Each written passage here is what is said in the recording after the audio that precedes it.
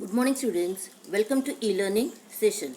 In the previous session, we have studied about the pathway of air in humans, that is nostrils, nasal cavity, pharynx, larynx, trachea, bronchus, bronchioles, alveolus and finally blood.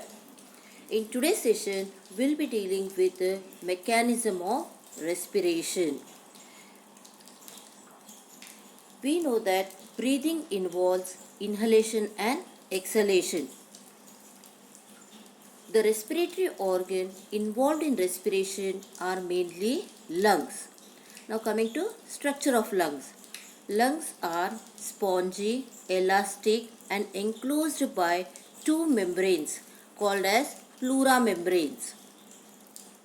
Then right lung is slightly larger than left lung, because near the left lung heart is present. So right lung is made up of 3 lobes while the left lung is made up of 2 lobes. We can see in the picture right lung is made up of 3 lobes, upper lobe, middle lobe and lower lobe, whereas left lung is made up of only 2 lobes, that is upper and lower. Lungs has several thousands of tiny units called as alveoli, which are helpful for exchange of gases. Now along with the lungs, there are other parts involved in which help in respiration.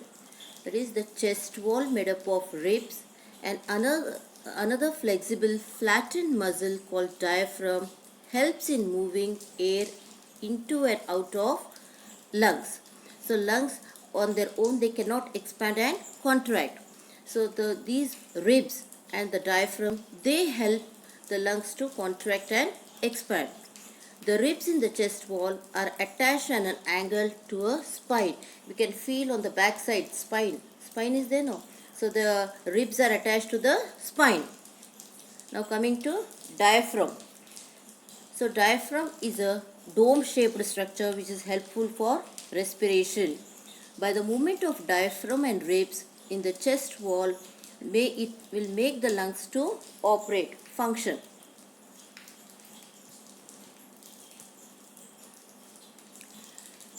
Now as we know that breathing movements involve inspiration and expiration. That is, inspiration means inhalation, taking in of air, and expiration means exhalation, that is giving out air.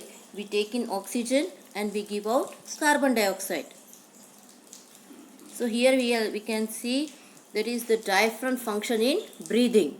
That is inhaled air. When we inhale air, what happens? The chest cavity expands.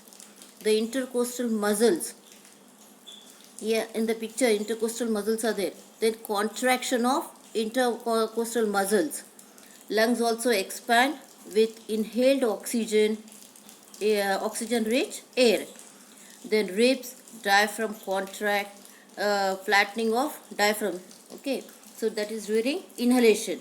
During exhalation what happens? The chest cavity contracts. It is the opposite process. That is the chest cavity contracts, then relaxation of intercostal muscles, lungs contracts and expelling the carbon dioxide rich air. During inhalation we can see that it is oxygen rich air, whereas during exhalation it is carbon dioxide rich air. And then relaxation of diaphragm. During inspiration, the pressure inside the lungs is decreased and air rushes in. The muscles of the diaphragm contract to make it descend. Then simultaneously the rib cage moves upwards and outwards. See, we can see in the picture. That is, air is rushing in, then the pressure in the lung is decreased, then rib cage moves upwards and outwards. Then diaphragm contracts.